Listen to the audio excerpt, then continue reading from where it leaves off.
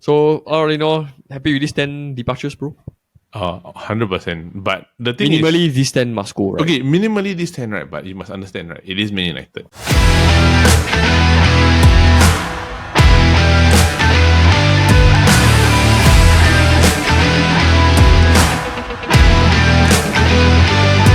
Hello, everybody, and welcome to another episode of the Futbol Kaki. I am your host, Elder, and I am joined by my fellow Kaki bro, who is a CR7 supporter, as he is wearing a Portugal jersey right now because of the international break. Paul, how are you doing, bro? I'm doing okay, bro. On the long weekend. So what have you been doing? Chilling. Watched the movie.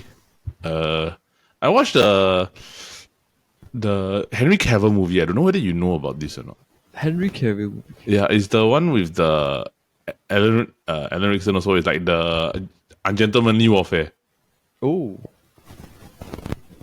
But it's quite old lah. Like I think it's about 1-2 years ago that they released it, right? It's just basically a Guy Ritchie movie where they go and try to bomb up one German ship. Oh, okay. I have not. It's on Amazon Prime. It is not bad. I think about maybe 1.5 hours, right? It's a bit, okay. I would just say this lah. Don't expect too much of it, right? It's very simple and straight to the point. It is basically introduction of characters, mission, objective, completion of objective, movie end. I see. Yes, very simple. Overall, was it a nice show for you? Yeah, it's not bad. It's not bad. Like the rotten score wasn't great, but I feel that like as an overall movie, it's enjoyable lah. Yeah. Besides that, I think I caught up with the new Korean drama. The Tangerine one? Yeah, Tangerine. Yeah, I think I finished it with my girlfriend already. It's like we finished 12 episodes in like 2 days.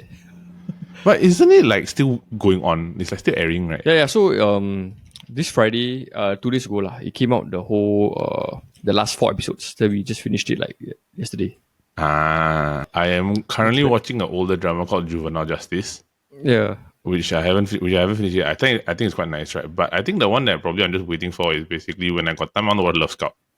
Love Scout. Yeah, it looks interesting. I've been watching like all the Korean dramas I watched, all very like crime centric and crime oriented, right? So like the previous one I watched was Connection. Then now I'm watching Juvenile Justice, right? So I think a turn of pace might be better. The Tangerine one I heard from everybody, right? It's too sad, right? So I just hold off first. It's a tearjerker, bro. Yeah. So I think it's a tearjerker. I wait first. I hold off first. But yeah, we are back, everybody. To all our Muslim friends, Selamat Hari Raya. To all of you, even though the episode comes out a bit later, we just want to wish you a good time with family and friends. I think, right, bro, last week because we didn't have Kaki, it was kind of nice to kind of retract back a lot of our Man United stuff because a lot of things offline, right, have been a lot of Man United. So what we're going to do this week is we're going to talk predominantly about Manchester United, and then there's a lot of stories that have been going on, which will be predominantly on what's going on. Then we're going to move over to the match of the week, which is the Manchester Derby.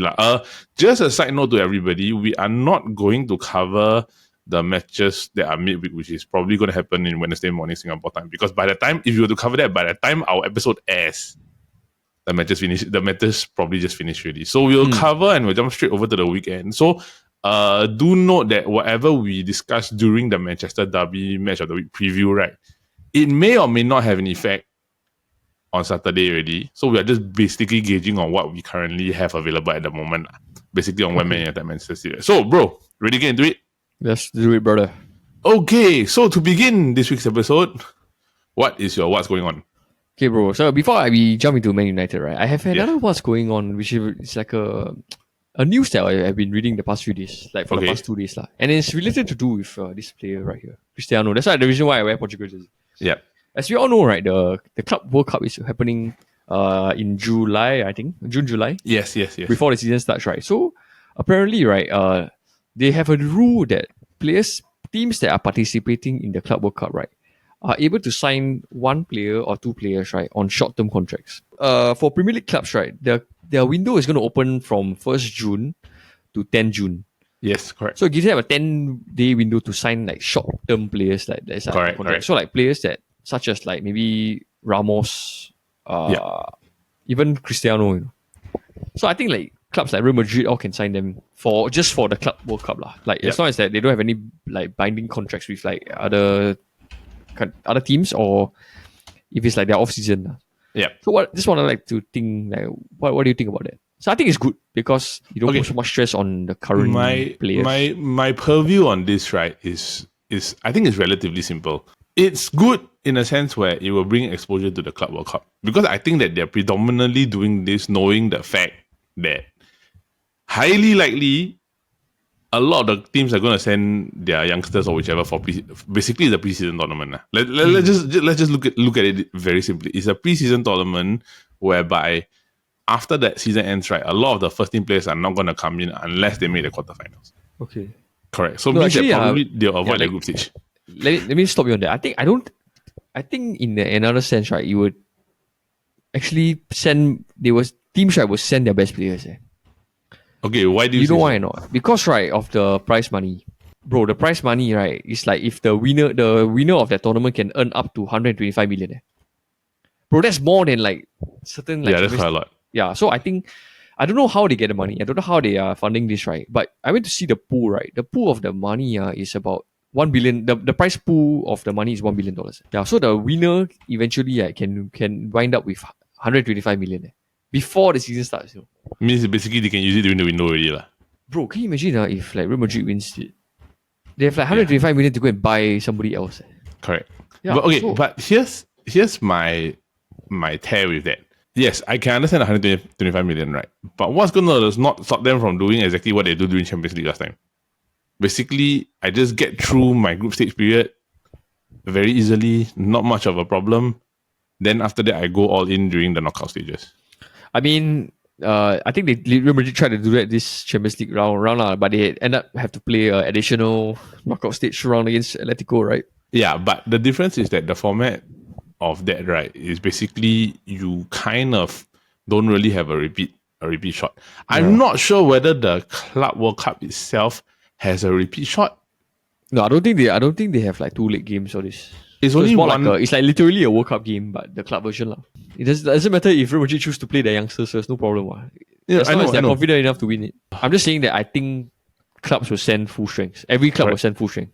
Okay, but here's what I'm saying. Like even if they send full strength, right, you still got to give them time to rest, right? Yeah. So I think you got to manage it. Best players available. Yeah. Like I mentioned, like basically my theory is that they will probably only release the big guns right during knockout.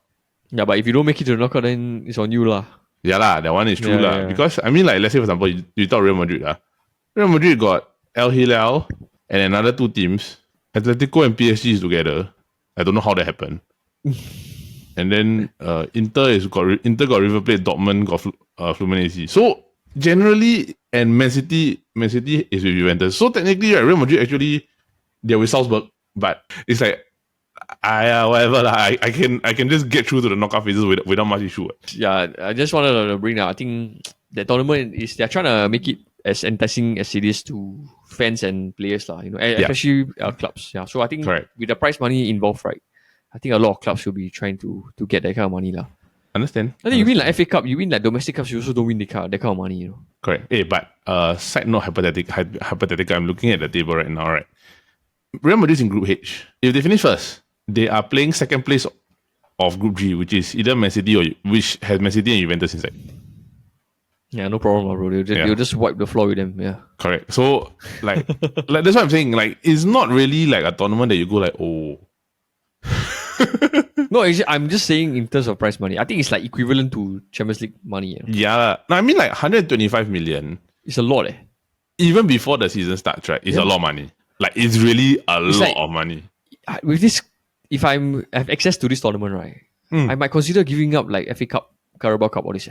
Yeah, because I'll just focus Champions League. I can still focus on Club World Cup, right? And this Club World Cup, yes.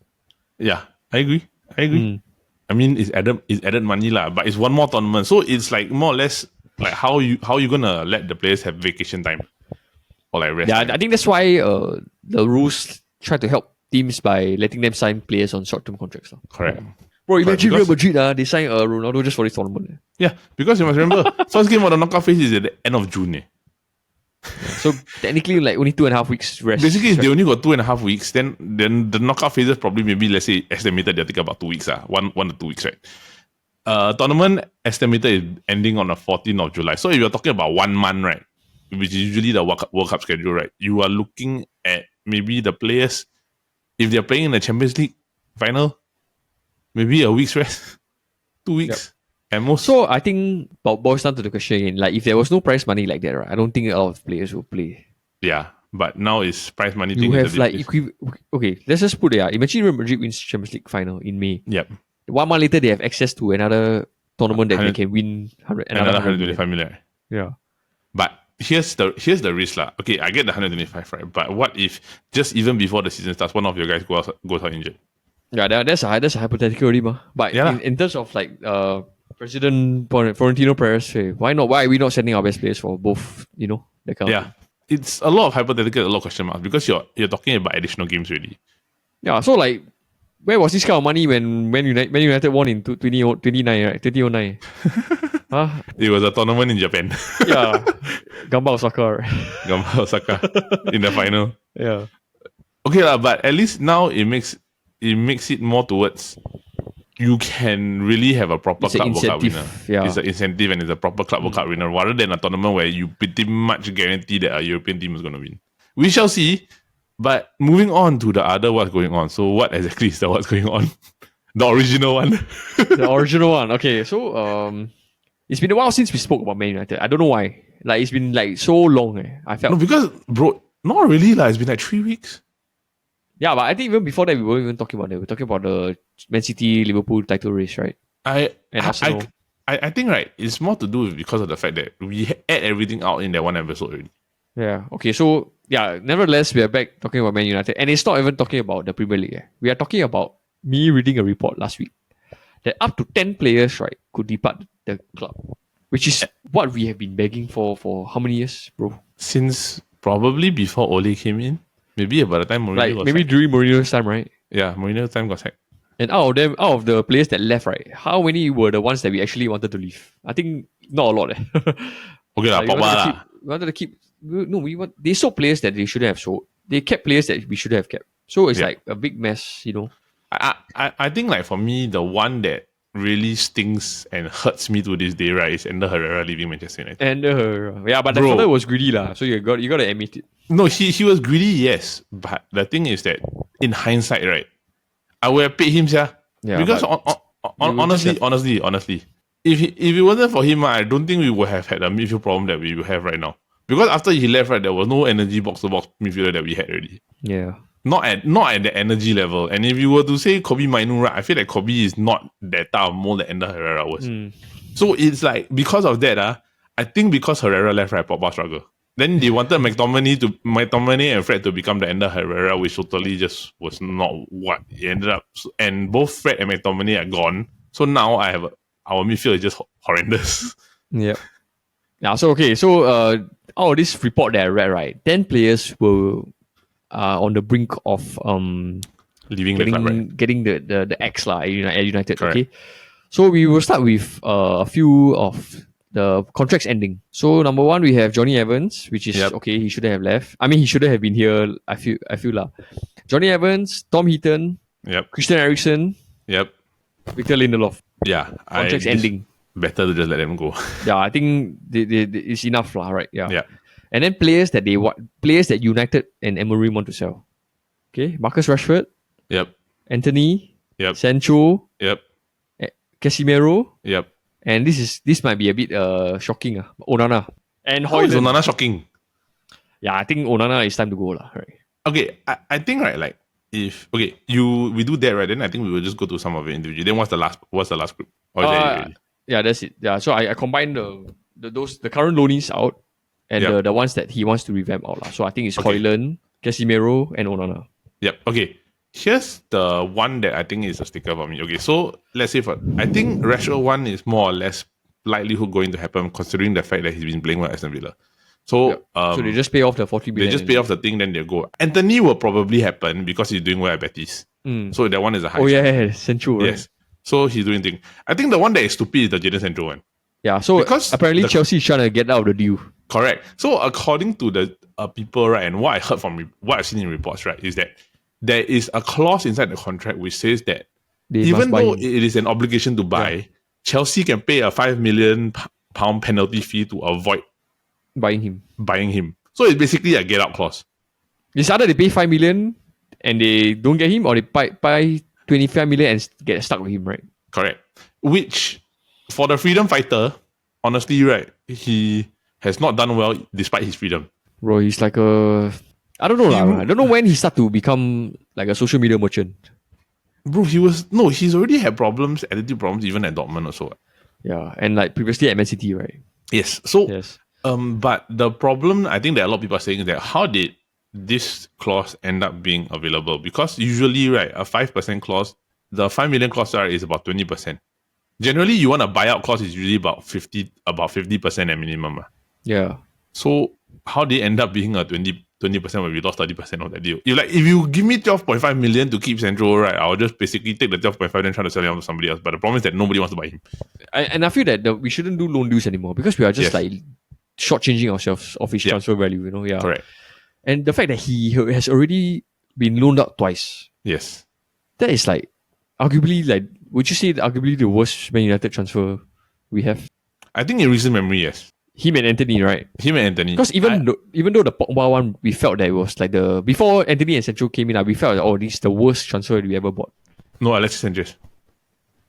No, but at least Alexis Sanchez, we didn't pay a fee for him. We traded him with Mkhitaryan. Yeah. Yeah, in terms of the valuation that we pay, right? We never get back what we like in return. Like our return on investment was not there. I think him and Di Maria is the worst. No, Di Maria, at least we got 45 million back from him.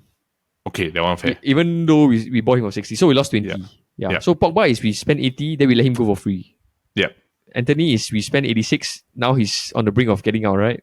Yeah. Sancho I think they're probably going to get maybe about 20, maybe 25 million if they're lucky. For Sancho is 85 million. Now we don't need up twice. Yeah, we can't even get a value for him now. Yeah, so I think get a value for him. So like the problem now that United have, right, is that he's done so poorly at two clubs that he's been loaned out to, right? What exactly is there for him? I heard now he wants to secure a loan to Dortmund. Dortmund didn't want him, what? No, Dortmund only took him for free for loan, right? But they didn't want to sign him. They didn't want to sign him. So what's the point in him going back on loan, right, when nobody wants him there? Apparently because I think he's happy with the culture there. Like they give him the freedom to perform and all that, you know. And German league then definitely is a slower league as compared to EPL. So it's basically like, do you think it's a skill issue? Way, it's a skill issue lah. Yeah, it's a skill issue for sure. It's a skill issue, right? So yep.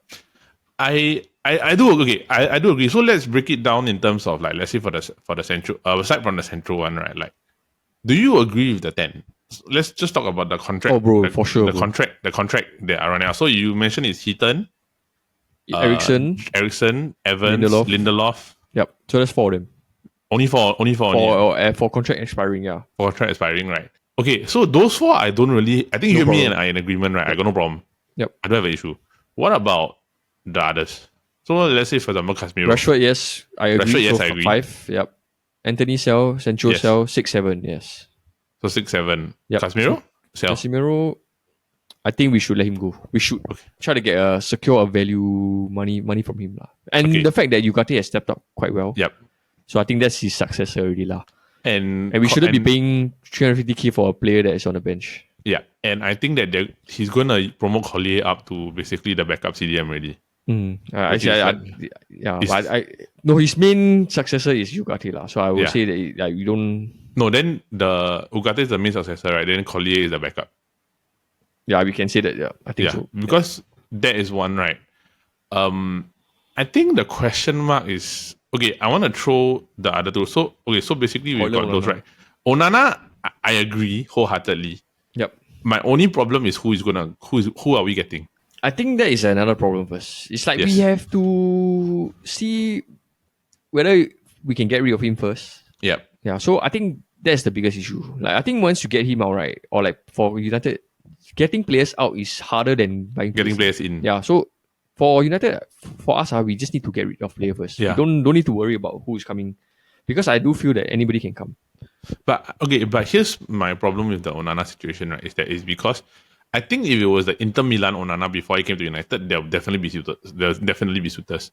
But the problem is that because of his performances in the Champions League, because of his performances in the league that has basically been so error-ridden, right? Teams are definitely going to take notice of that. Because it's basically telling them that, hey, I cannot trust you to make... If let's say you're under so much pressure at Manchester United in a bad team, right?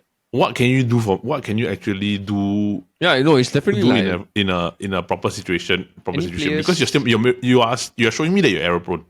No, yeah, I think it's just because at United the spotlight is there, right? Yeah. So the moment you play badly, your stock is low, and his stock is like all time low. I feel it's like all-time even low, it's lower horrible. than it is. Yeah, so it can be an opportunity for other teams because you can just buy it for cheap. Yeah, so Correct. like if you were to ask Inter Milan take him back, they will take him back. I feel because it's 100%. no problem. Right? He has proven that he can play there. Yes, I agree. Maybe they can even make a profit from the initial fee that they pay him. Yep, I agree. Yeah.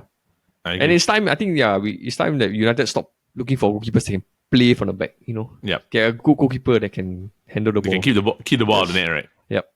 Like keep the ball out of the net, then let the defenders bring the ball out from the back. Yes, correct. So I agree with that. What about Mainoo? Where does he stand? I thought it was Højlund first, bro. Mainoo's not on the list yet, lah. Because Mainoo, as long as he hasn't signed the contract, then yeah. Okay, because I feel that Højlund for both of us, right, is really he's just not worth it. So clearing him out is one thing, but striker, where you gonna get from? Are you gonna promote Shido? Or are you gonna trust Zirkzee? Because I feel that Zirkzee doesn't suit playing as striker. He's probably better at behind. We need to buy at least 2 strikers, bro. We need to buy a striker. We can't. If we promote Chido, right, we are gonna die again next year. Yep. Not to be rude, lah, but he's not gonna get us 20 goals. But But okay, like no. So apparently, I heard that they are using Højlund as like part of like players swap plus cash. Yeah. So it's a good option, lah. Like maybe Osimhen, Napoli. I would even say Sesko or anything, lah. Yeah, because once Osimhen's contract, his loan spell, and he has to go back to Napoli, ma. Yeah. Yeah, but he doesn't get along well with Conte, lah. So Yep. they'll be looking to ship him off also. Yep. Yeah. So I think you will give Højlund over to Napoli to get Osimhen over. Yeah, I would also lah. Either that but or try to get Gyökeres or Sesko lah. But I think that at the end of the day, right, if they're going to do a swap, right, it's definitely a swap deal plus cash. Yeah. 100%. Because there's no way Osimhen's value that Napoli value him at, right, is going to be the same as Højlund. Last season, yeah. Yeah, so I don't think it's going to have that much of that. It's not going to be very easy, right? But I want to go back to Mainoo a bit, right? The boy is greedy, man. No, he's 100% greedy because he was upset that he was offered 150,000 compared to, let's say, Casemiro at 350k. No, it wasn't 120, bro. No, 120, but he wants 150. No, he wants 200. Yeah, then they 120. Then the recent offer I heard is 150k. No, I think it was the initial offer 120. They're not happy, right? Yeah. Yeah, but I feel that we shouldn't give anything more than what United is offering. To be honest, right, if I was a player at United and I see a bum like Casemiro, not a bum lah, I see a player like Casemiro on the bench getting 350, I would feel undone also, for sure. Yeah. When I'm on 20k a week. Yep, I understand. But it doesn't justify why I'm going from 20k to 200k. Why am I giving him 1,000% increase? It don't make sense. 100%. 10 times the salary lah. Right? 10 times lah. So means about 1,000%. FYI, that's what Ten Hag did for Antony. Yeah, which is ridiculous lah. Yeah, he was getting 20k a week at Ajax, right? Yep. And then he's getting 200k at United for doing lesser. It honestly it grinds my gears, right? Because I feel that okay, here's my view on this lah. Are you that important to a point where like if we don't play you, right, we will die? We will die. No. Yeah. We've been playing without him for the past like 1 month, we are fine. In fact, we have scored more. We have scored more goals. You tell me in what world, right? In what job gives you 10 times your salary pay? Yeah. For the same job. Bro, most jobs don't even give you a 50%. Bro, Ronaldo was like what? Never in his life maybe got like, maybe only double or triple his salary. Yeah. We got times 10 his salary, no such thing. Right. Yeah. And it was at the point where he became proven to a fact that he could become the world's best player. After he won the Ballon d'Or, after he won Premier League titles, after he won Champions League, then they decided, okay, you can get this amount of salary. They did the same with Rooney also. I think United have to have to erase this mindset lah for Yes. especially academy players. That doesn't mean that you break into the first team, you can demand the sky, you know. Correct. So I think they bumped Ahmad to 100k a week. So it's justified. I think it's okay compared to the rest of the peers lah. I think it's within the wage bill also. Yes. So so I think in this scenario, if Mainoo chooses not to accept, right, Just tell his him. contract his contract ends out in 2027. So I Just let him go. think from now until then we can choose to sell lah. I think Chelsea will be looking at it. Yep. Okay, that's one, right? Then before we go to match of the week, right? Garnacho? Sell, bro. Sell, right? For the value that we can get, we sell. I agree. I feel that think we we should can sell because was it Atletico that offered 60 million? I remember. One club. No, Napoli. Napoli wanted 40 something million, right? I can't remember who, but I remember there was an offer on the table. Chelsea, bro. Chelsea. Was it Chelsea? Chelsea also, yeah. I think Chelsea wanted to come in with a last minute bid, but I think United decided not to sell because we let Rashford go already. Yep. Then we wouldn't have any attackers lah. Yeah. Yes. But in terms of flipping for cash, I would do it lah. I would also. Yeah, because I would. if I think about it, when is the next player? Who is the next player that you can sell for this amount again? It will not be, I think, for a few years lah. Is the only player currently with an upside on the attacking front is Garnacho. And maybe Mainoo, yeah. Yeah, these are the only two. I feel that if let's say we get a wing back and we just need to get another attacking midfielder, right? Technically, you can basically replace Garnacho's productivity on one of the sides already, right? Yep. Or get a cheaper winger. Or you get a cheaper winger, which basically what United are trying to do is either you promote internally from within, from academy, or you buy players that are young for cheaper. Nah. You see, young for cheaper, right? We did that with Højlund already. I know, but the thing is that Højlund was not cheap, right? That's even worse. I know, that's right. But the thing is that they're doing it in the way that Leipzig do it. Yeah, it means that the Leipzig method, because Christopher Vivell is from Leipzig, ma. The one that's this United team, right? Over. We need at least 3 proven players. At least proven. There's no time for potential players anymore. I know lah. Yeah, so I think like maybe Gyökeres, someone like like a Mitoma or even a Leroy Sané, I think it's okay. Yeah. And then one more. But Wirtz is nice, but Wirtz is injured. Bro, Wirtz, I think Man City looking at him. Frimpong. Wirtz will not be cheap. Give me Frimpong. I'll take Frimpong. So, all in all, happy with these 10 departures, bro? 100%. But the thing minimally, these 10 must go, right? Okay, minimally these 10, right? But you must understand, right? It is Man United. Maybe only Anything half that we talk in this hypothetical situation, right? Look at it probably maybe in June or July, right? It might change. Bro, no, I think end of the day, maybe only the 3 people that the contract expiring will leave. Yeah. Then they'll say, maybe we should keep Rashford. Yeah, but but I think as long as Amorim is here, he will let him go. Yeah, he needs to redevelop the team in his own style and image. Molding, Yeah, okay. So I think we will leave all this discussion to basically all of you to let us know what your opinions. Leave some comments in the comments below. So moving on to the match of the week. Manchester Derby, Manchester United versus Manchester City. Manchester United do not have Ahmad this round. We also don't have Lisandro Martinez. I think, right, this game has more at stake for Manchester City than it is for Man United, because at where we stand, right, let's look at it in a hypothetical situation. United beat Forest, City beat Leicester City, City beat Leicester. So they're currently at the points where basically it remains in the same contingency mode lah.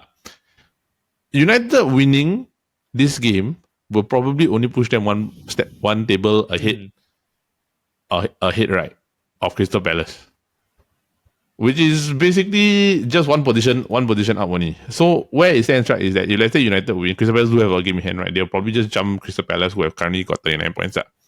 If let's say Palace win the games, but they will still end up in 13th if let's say Palace wins the game in hand. So there is really not much of a difference. For City, right, they lose, they could drop to 9th. Yep. I won't say 9, maybe 8. 7 or 8 8 place. right? Yeah. 8 place like that. Because Aston Villa, right, even though they win, they can tie up points, right, they still have a very bad goal difference. So they could drop quite far back And like, if it doesn't go the way that it goes, right, City may not even get into Europe. Yeah, so I was gonna say, right, like I was gonna agree with you that this has more at stake for City than United. Yes. But can I just say, right, I think it's one of the least like anticipated Manchester derbies ever. right? Yeah.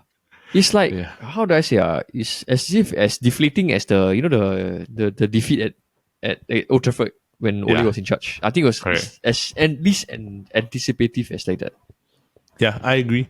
Because it's very like, okay, like honestly, right, midweek games they're definitely better lah. So like United Forest, Liverpool, Merseyside Derby, and Chelsea and Spurs, then Brighton, Aston Villa. So the midweek games has more other Arsenal, Fulham. So midweek games has a bit more like sprite. Sprite, but because of the fact that we cannot cover those games because of the fact that they're playing later in the week, we have to look at the Manchester United game and Manchester City game, right? I think City got 115 pending, but regardless of the 115, right, like they could literally really miss out on Europe this year. I don't think they'll make it. But they may lah. I think they may scrape through.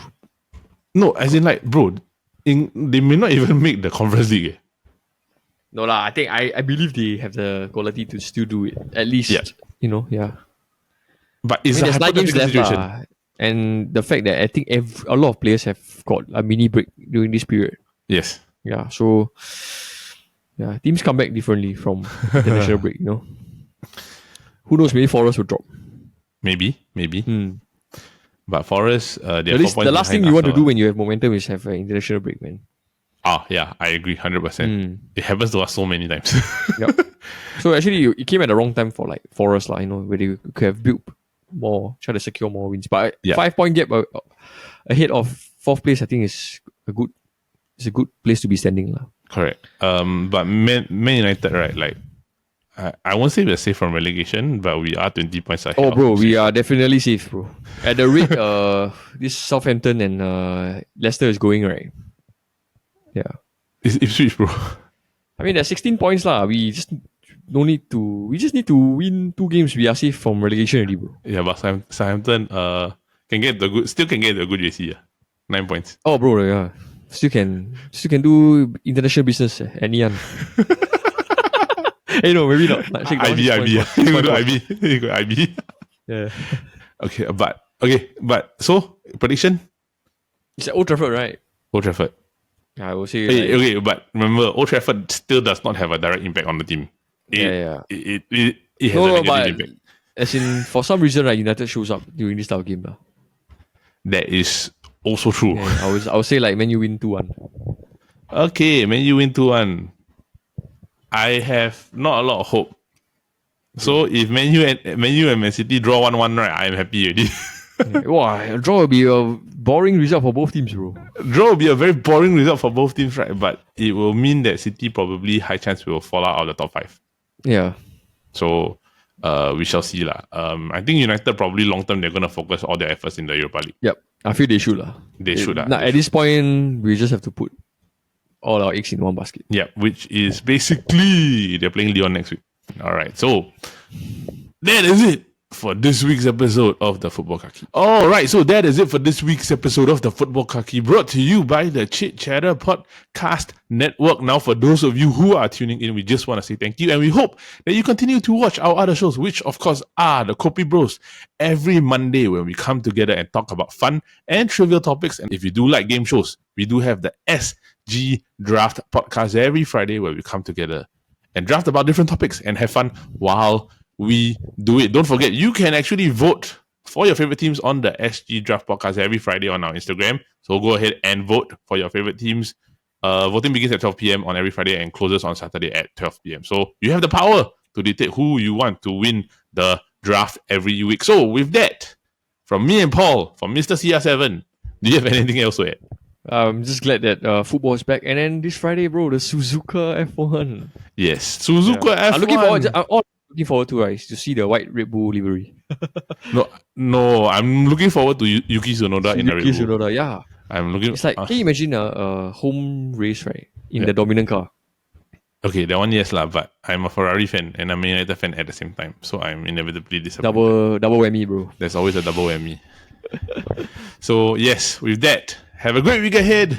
Football's back. See you all soon and see you all next week. Bye bye.